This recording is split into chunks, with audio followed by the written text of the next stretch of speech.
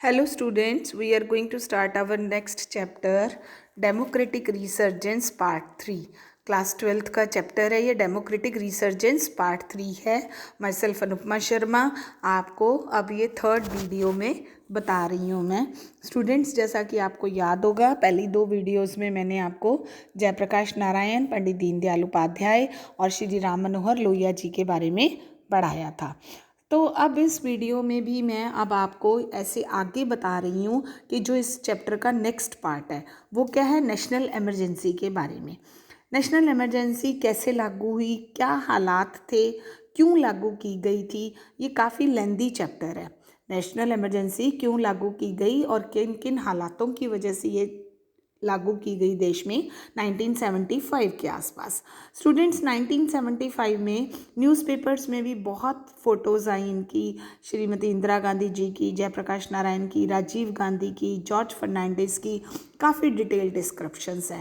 पहले तो हमने 3 important personalities of India, political important personalities of India के बारे में पढ़ा और अब हम इस चैप्टर का नेक्स्ट पार्ट जो है कि नेशनल इमरजेंसी क्यों लागू की गई, व्हाट वर द रीजंस कि नेशनल इमरजेंसी को लागू करना पड़ा, ये सब कुछ हम इस वीडियो में पढ़ेंगे और इस चैप्टर के अंदर है। आपको याद ही होगा कि पहले इस चैप्टर का नाम था डेमोक्रेटिक क्राइसिस का नाम था, लेकिन धीरे अब ये बदल गया है और इसका नाम है डेमोक्रेटिक रिसर्जेंस। लोकतंत्र का उत्थान किस प्रकार से हो रहा है। तो स्टूडेंट्स, लेंदी चैप्टर तो ज़रूर है लेकिन घबराने की ज़रूरत नहीं है। तो जैसे कि मैंने अभी आपको बताया कि इमरजेंसी लागू हो रही थी, इमरजेंसी जो लागू हो रही थी उसके क्या मतलब ऐसे रीजंस थे, बैकग्राउंड्स क्या थी इमरजेंसी को लागू करने के लिए, क्या क्या चीज़ें हो रही थी। एक तो सबसे बड़ी बात क्या हुई कि बर्डन ऑफ रिफ्यूजीज़ हो गया ड्यू टू बांग्लादेश वॉर की वजह से।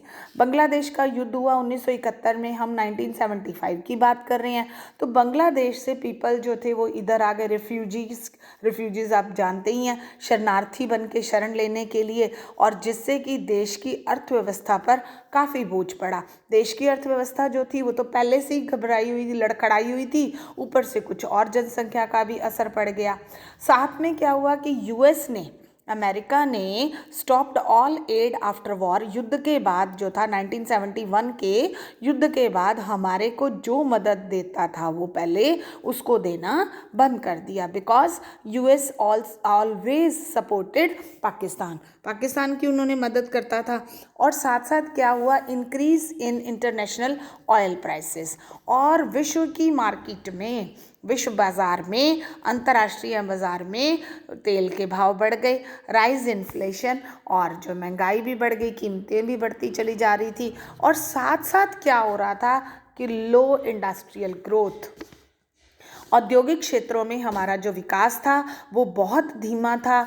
और इसके साथ साथ इन सब पॉइंट्स को देखा जाए तो हाई अनएम्प्लॉयमेंट थी, युवा वर्ग के अंदर बेरोजगारी थी।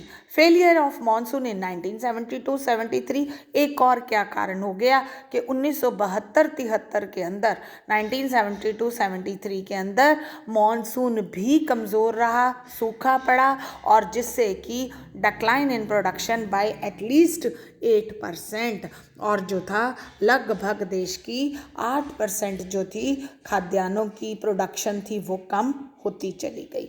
और महंगाई जो थी वो भी कितनी, 30-40% जो थी महंगाई बढ़ती चली गई। तो ये तो इकोनॉमिक कॉन्टेस्ट थे। उसके साथ साथ क्या हो गया स्टूडेंट्स की गुजरात और बिहार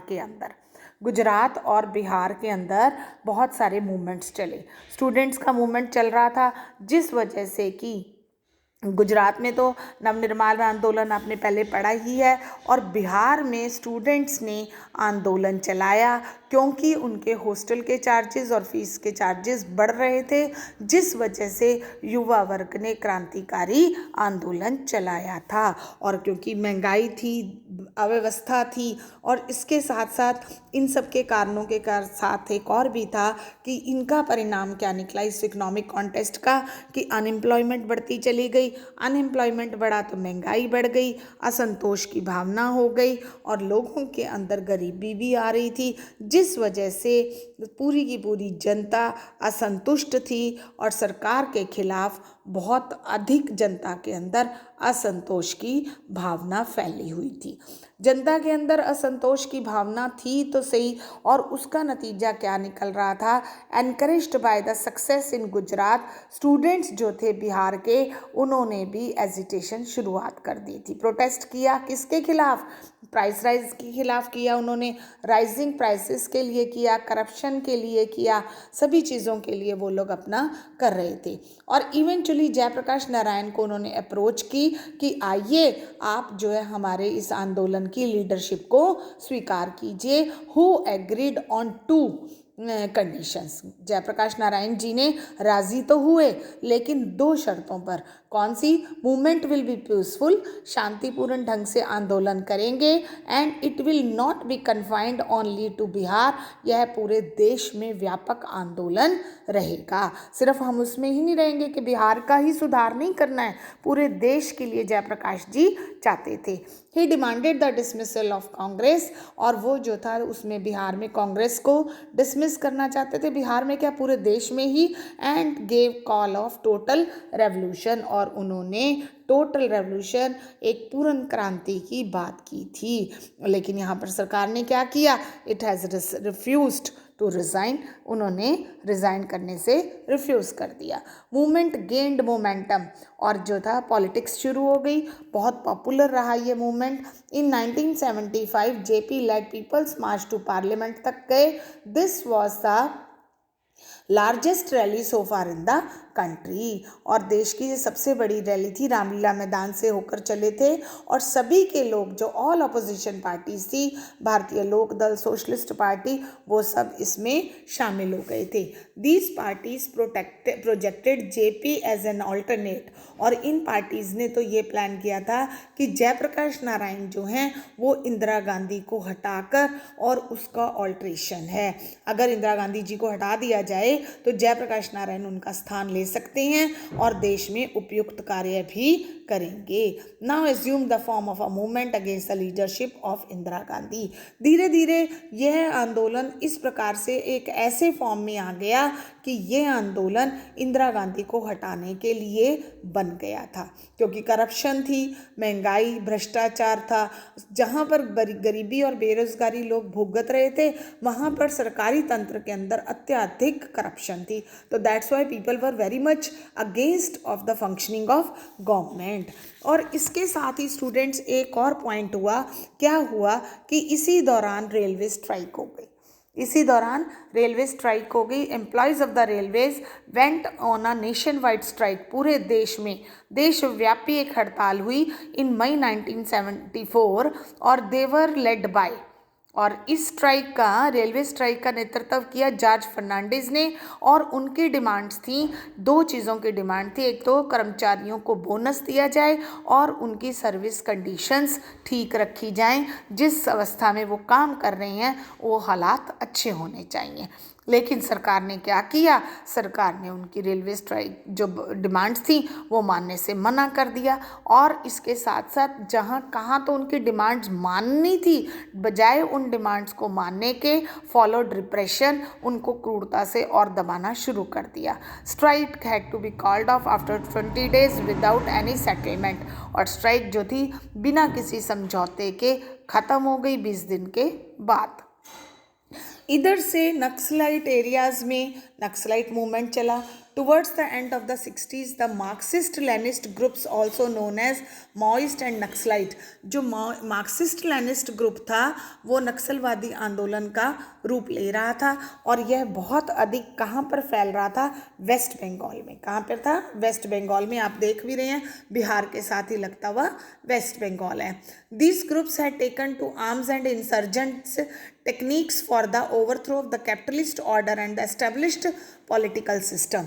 ये जो ग्रुप्स थे ये अस्त्र शस्त्रों की मदद से, आर्म्स की मदद से, इंसर्जेंट्स टेक्निक्स को फॉलो करके ओवरथ्रो ऑफ कैपिटलिस्ट, जो पूंजीपति लोग थे, उनको दूर करना चाह रहे थे, और देश के अंदर एक ऐसा सिस्टम स्थापित करना चाहते थे जिसके अंदर सभी लोगों को एकता मिले, एक जैसा स्टेटस मिले।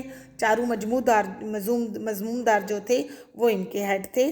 और सरकार के खिलाफ नक्सलबाड़ा एक जगह है वेस्ट बंगाल में, वहाँ पर ये मूवमेंट हुआ था और सरकार के खिलाफ जो था अत्यधिक असंतोष था। अब स्टूडेंट्स कहाँ, तो ये देखिए 3 आंदोलन हुए, गुजरात और बिहार स्ट्राइक हुई, मूवमेंट हुआ, रेलवे स्ट्राइक हुई, नक्सलाइट मूवमेंट हुआ। तो फिर साइमल्टेनियसली एक ऐसा भी पीरियड आ गया कि कॉन्फ्लिक्ट विद जुडिशरी भी हो गई। जो हमारा जुडिशरी का सिस्टम है, न्यायपालिका है, उसके साथ भी असंतोष की भावना हो रही थी। 3 issues of conflicts emerged between the parliament and the judiciary. कौन कौन से? First, parliament power to abridge fundamental rights. मौलिक अधिकारों का हनन करने के लिए पार्लियामेंट ने कहा कि हमें अधिकार मिलना चाहिए, कि हम उनको रोक सकते हैं किसी भी व्यक्ति के। सुप्रीम कोर्ट ने कहा कि नहीं, ऐसा पॉसिबल नहीं है। मिसेस इंदिरा गांधी जो थी वो नहीं चाह रही थी प्रीवी पर्सेस वाला राइट देना, राइट टू प्रॉपर्टी का, लेकिन सुप्रीम कोर्ट ने मना कर दिया। Parliament's power of amendment. Supreme Court said it cannot amend the constitution in such a manner that rights are curtailed. Parliament सुधार लाना चाहती थी कुछ राइट्स के अंदर, लेकिन यहाँ पर भी सुप्रीम कोर्ट ने मना कर दिया कि यदि किसी व्यक्ति के फंडामेंटल राइट्स खराब हो रहे हैं, ख़त्म हो रहे हैं, तो संविधान के अनुसार आप ये काम नहीं कर सकते हैं। Can fundamental rights be curtailed to give effect to a directive principles. Supreme Court ने ये इसको भी करने से मना कर दिया, नहीं, ऐसा पॉसिबल नहीं है। The controversy was finally resolved. और ये जो विवाद था खत्म कब हुआ? केशवानंद भारती केस के साथ, which the basic structure theory was evolved, जिसमें कि मूलभूत ढांचा लिया गया था। A political controversy also arose with the appointment of, और एक राजनीतिक जो था टसल शुरू हुआ, जस्टिस A.N. रॉय को एज द चीफ जस्टिस 1973 में बनाया गया, सुपरसीडिंग द सुपीरियरिटी ऑफ 3 जजेस। उनसे जो थे 3 जज और सुपीरियर थे, उनको बाईपास करके A.N. रॉय को चीफ जस्टिस बनाया गया। और इसमें क्या हुआ? इसका नतीजा हुआ कि जो 3 जजेस A.N. रॉय से सुपीरियर थे, सीनियर थे, उन्होंने रिज़ाइन कर दिया। कहते हैं भारत की राजनीति में यह एक काला दिवस माना गया। It was the darkest day in Indian judiciary, because judiciary तो आप जानते ही हैं एक ऐसी संस्था है which is working for the freedom of the people. देश के नागरिकों की स्वतंत्रता के लिए, अधिकारों के लिए ऐसे काम कर रही है। अब सिर्फ और सिर्फ जो था 3 जजेस जो थे उन्होंने रिज़ाइन कर दिया। और कहाँ तो भ्रष्टाचार हो रहा था उनके अपॉइंटमेंट्स में। साथ में क्या हुआ? एनलिटमेंट ऑफ इंदिरा गांधीज इलेक्शन। अब यहाँ पे देखिए 1975 में इलेक्शन हो रहे थे। 71 में मिसेस गांधी ने रायबरेली में इलेक्शन लड़ा और उनकी उस इलेक्शन के लिए, बात 75 की कर रही हैं, Jagmohan Lal Sinha of Allahabad high court gave a judgemental annulling Indira Gandhi's election to Lok Sabha. This judgement came on a election petition. और ये जजमेंट किस आधार पर दी गई थी? राजनारायण सिंह ने उनके खिलाफ, किनके खिलाफ? मिसेस इंदिरा गांधी के खिलाफ एक पेटिशन जारी की थी अगेंस्ट इंदिरा गांधी। 1971 में जो इंदिरा गांधी जी ने इलेक्शन लड़े थे वो सही नहीं थे, उचित नहीं थे। और उसका नतीजा क्या हुआ कि इंदिरा गांधी जी नो मोर MP रहीं। और साथ साथ उनको का ये भी कहा कि वो जो है किसी भी सरकारी पद पर नहीं रह सकती हैं, प्राइम मिनिस्टर की पोस्ट पर। This judgment was challenged in the Supreme Court में रखी गई, which gave a partial stay हुआ 24 जून को, staying that Indira Gandhi could remain on MP but could not take part. ये तो कह दिया गया, उस पर स्टे लेने के बाद ये डिसीजन हो गया कि वो MP रह सकती हैं, लेकिन पार्लियामेंट की किसी भी प्रोसीजर में भाग नहीं लेंगी जब तक कि पेटिशन डिसाइड नहीं होती। उनके खिलाफ जो याचिका दायर की गई थी उसके ऊपर कोई भी निर्णय नहीं लिया जाता। बहुत इंसल्टिंग पॉइंट था कि मेंबर तो हो लेकिन गवर्नमेंट फंक्शनिंग में आप काम नहीं कर सकते हो।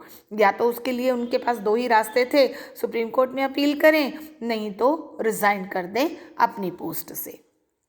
अब यहाँ पे देखिए डिक्लेरेशन ऑफ इमरजेंसी हो गई। ऑन 25 जून 1975 में जेपी ने सपोर्ट किया। जेपी जो थे जयप्रकाश नारायण, जिनको कि सभी पार्टियों का समर्थन मिल रहा था, उन्होंने एक बहुत बड़ी रैली निकाली कि इंदिरा गांधी जी को रिज़ाइन कर देना चाहिए। आर्मी और पुलिस को कहा कि आप गवर्नमेंट ऑफिशियल्स के ऑर्डर्स को मत मानिए, इमोरल ऑर्डर सरकार दे रही है। और जिसका नतीजा क्या हुआ कि लास्ट में आर्टिकल 352 के अंदर प्रेसिडेंट जो थे 25 जून को उन्होंने इमरजेंसी डिक्लेयर कर दी। Who was at that time president? Fakhruddin Ali Ahmed जो थे, उन्होंने कॉन्स्टिट्यूशन के आर्टिकल 352 के आधार पर इमरजेंसी देश में लागू की गई। 352 के आधार पर किस तरीके से इमरजेंसी लागू होती है? या तो किसी देश के साथ आपका वॉर हो रहा हो या फिर इंटरनल डिस्टर्बेंस हो रही हो, तो मजबूरन फखरुद्दीन अली अहमद जी को इमरजेंसी डिक्लेयर करनी पड़ी। तो इस तरीके से इंदिरा गांधी जी का उस टाइम का जो मिसेस गांधी का कार्यकाल, पॉलिटिकल कार्यकाल था, वो बिल्कुल समाप्त हो गया और होना भी पड़ा क्योंकि सरकमस्टांसेस वैसे ही थे। तो आई होप स्टूडेंट्स कि आपको ये सारा क्लियर हो गया होगा। पॉइंट्स तो बड़े सारे हैं लेकिन मैंने शॉर्ट करके आपको समझाया है। वैसे भी इमरजेंसी से रिलेटेड काफ़ी स्टोरीज़ हैं, इससे कि लोगों के साथ किस प्रकार के बिहेव हुए, क्या क्या प्रॉब्लम्स आई, तो वो हम आगे पढ़ेंगे अपने नेक्स्ट पार्ट की वीडियो में। And all the points will be clear to you and I hope that you will like my this video. Thank you students.